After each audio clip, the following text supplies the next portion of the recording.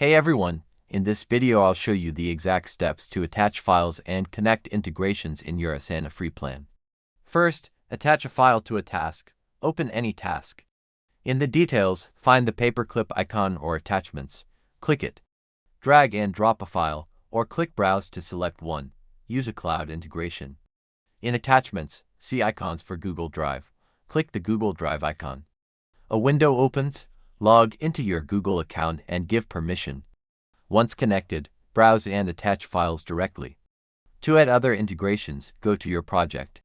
Click the project name and select Project Settings. Look for the Integrations tab. See apps like Slack and Gmail. Click Connect next to one, like Slack.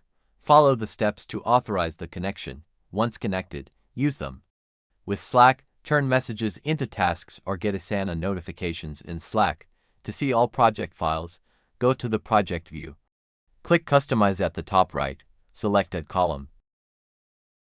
Choose the Attachments column. This shows which tasks have files, and that's it. You've attached files, connected cloud storage and apps. You added an Attachments column. If this helped connect your tools, please like and subscribe for more. See you next time.